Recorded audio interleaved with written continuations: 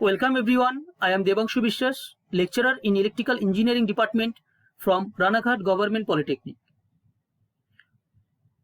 এই ভিডিওটিতে আমি diploma in electrical engineering third সেমিস্টারের একটি সাবজেক্ট ইলেকট্রিক্যাল মেশিন 1-এর ইউনিট 4 সিঙ্গেল ফেজ ট্রান্সফরমারের কয়েকটি সাব টপিক যেমন construction, principle of operation, EMF equation, transformation ratio এবং কেভিএ রেটিং সম্বন্ধে আলোচনা করতে চলেছি।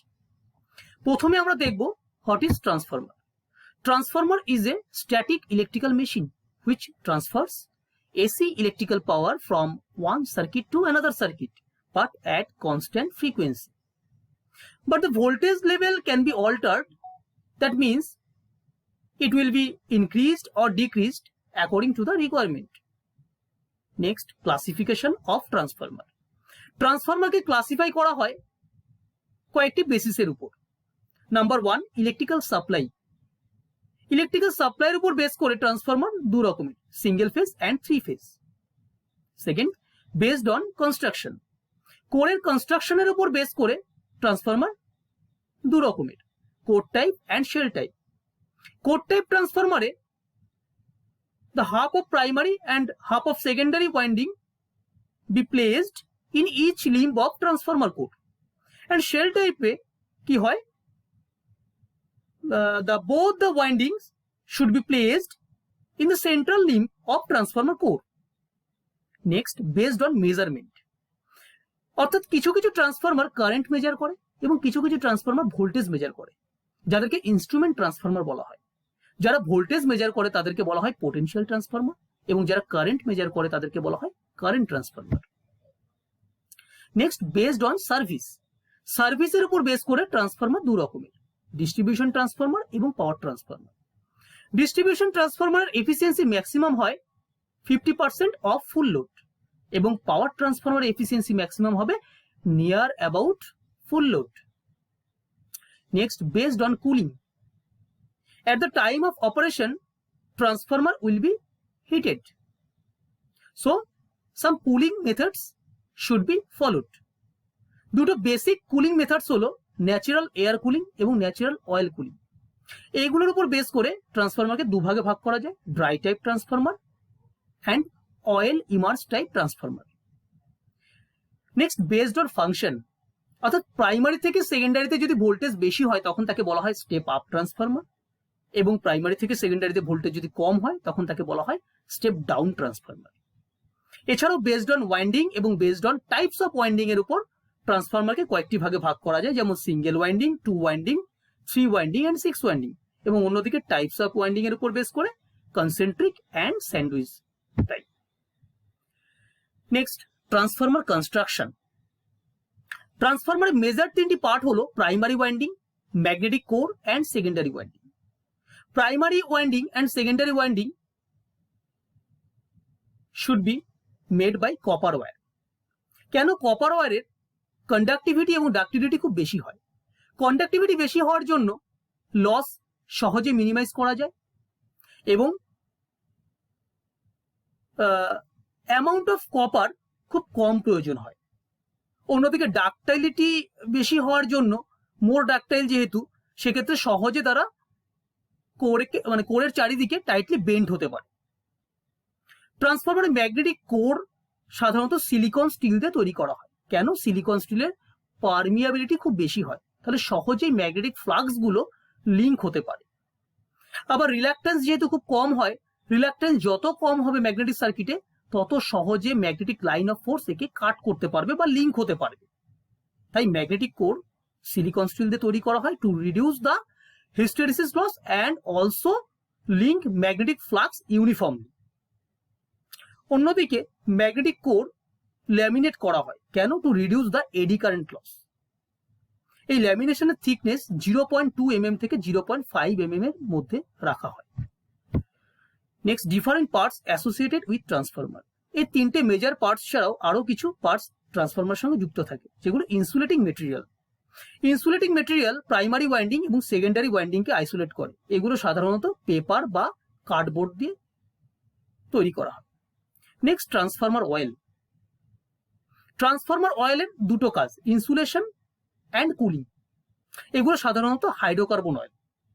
Next conservator. কনজারভেটর ট্যাগ একদম ট্রান্সফরমারের ওপরে থাকে। এর কাজ হলো অয়েলটাকে স্টোর করে রাখা। At the time of cooling the oil should be circulated through the connecting pipe or cooling tube. Next, breather. ব্রেদারের কাজ হলো ট্রান্সফরমারে যদি কোনো ময়েশ্চার ঢোকে সেই ময়েশ্চারটাকে অ্যাবজর্ব করে নেবে। ব্রেদারের মধ্যে সিলিকা জেল থাকে। সিলিকা জেলের কাজ হলো ময়েশ্চারকে অ্যাবজর্ব করা to prevent the corrosion. Next, tap changer. Tap changer সাধারণত দু রকমের হয়, onload tap changer and offload tap changer. যখন সাপ্লাই কানেক্ট করা অবস্থায় ট্যাপ চেঞ্জিং করা হয় তখন তাকে বলা হয় অনলোড ট্যাপ চেঞ্জার, এবং সাপ্লাই ডিসকানেক্ট করে ট্যাপ চেঞ্জিং করা হলে তখন তাকে বলা হয় offload tap changer. Next, Buchholz relay. Buchholz রিলের কাজ হলো ট্রান্সফরমারের ইন্টারনাল ফল্টকে সেন্স করা এবং প্রোটেক্ট করা। Last on, explosion vent. Explosion vent ট্রান্সফরমারের যে অয়েলটা হিট হয় সেই স্টিমটাকে বাইরে এক্সপিল্ড করে দেয় to prevent explosion. Next, working principal of transformer.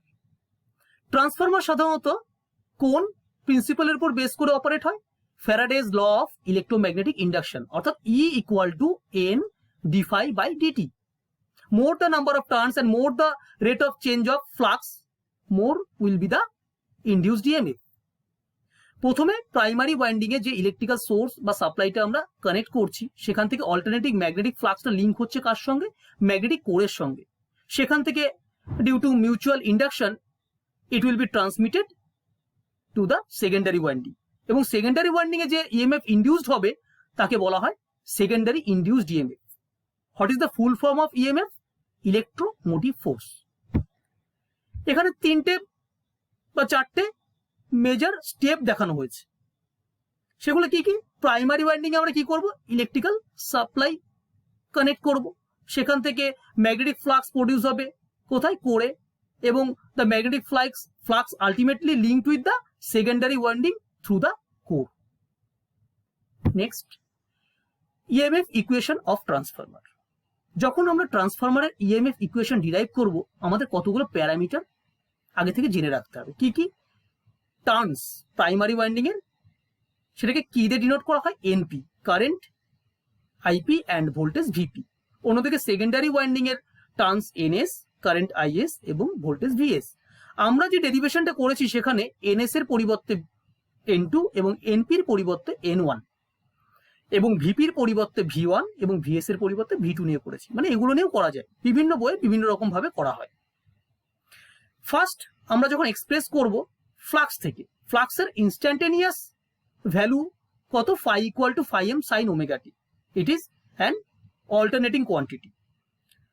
আমরা জানি যে according to Faraday's law of electromagnetic induction E = N d∅/dt বা -N d∅/dt. Minus sign indicates that the induced current opposes the direction of the magnetic field. So first আমাদের derivative করতে হবে কাকে? phi কে। কার সাপেক্ষে? t এর সাপেক্ষে। phi কে যদি t এর সাপেক্ষে আমরা ডেরিভেটিভ করি কত পাবো? phi m omega cos omega t. Omega means angular frequency. Omega = কত হয়? 2 pi f. f is the supply frequency. তাহলে আমরা কি পাচ্ছি? E1 = -N1 omega phi m cos omega t. এই minus cos omega t is to be replaced by sin omega t -90.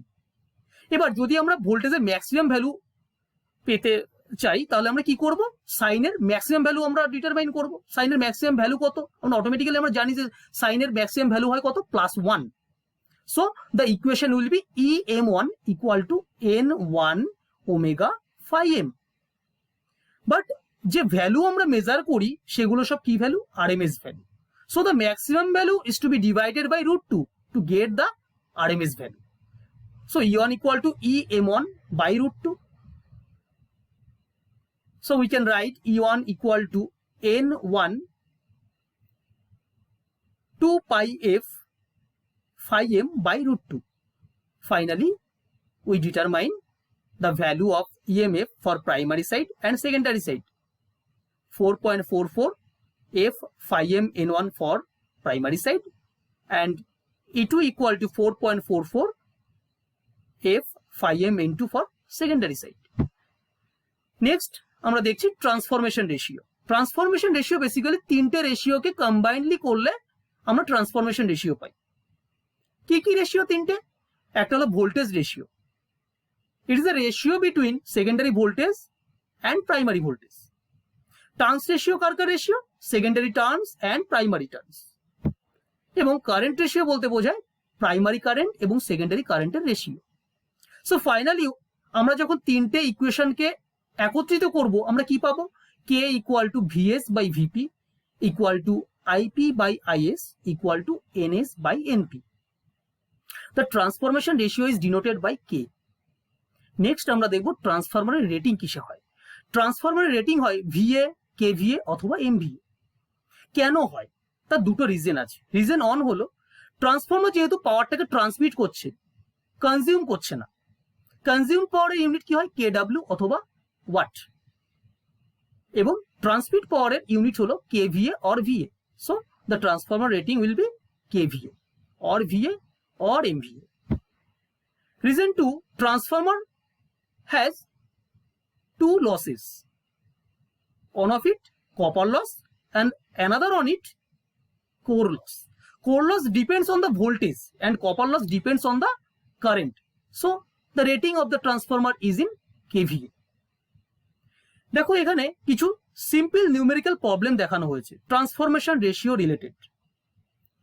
First প্রবলেমে বলে দেওয়া আছে প্রাইমারি কয়েল এবং সেকেন্ডারি কয়েলের টার্নস বলে দেওয়া আছে বা লুপস বলে দেওয়া আছে কত 500 and 5000, মানে এনপি আর এনএস বলে দেওয়া আছে। ইনপুট ভোল্টেজ মানে ভিপি বলে দেওয়া আছে কত 220 volt. What is the output voltage? তাহলে আমাদের সেকেন্ডারি ভোল্টেজটা ক্যালকুলেট করতে হবে। By taking the formula Vs by Ns equal to Vp by Np, if we put all the values which are given, we finally determine the value of Vs, 2200 volt. Second question, a transformer has primary coil with 1200 loops and secondary coil with 1000 loops. If the primary current is 4 ampere, what is the current in the secondary coil? By taking the formula Is by Ip equal to Np by Ns, the formula of transformation ratio. If we put the value of Np, Ns and Ip, finally we can determine the value of secondary current, that is 4.8 ampere. So আমরা transformation ratio use করে secondary voltage, secondary current, primary voltage, primary current এবং ট্রান্সফরমারের rating যেটা KVA বা MVA হয় সেটাকেও কিন্তু আমরা ডিটারমাইন করতে পারবো। So thanks for watching the video. Thank you.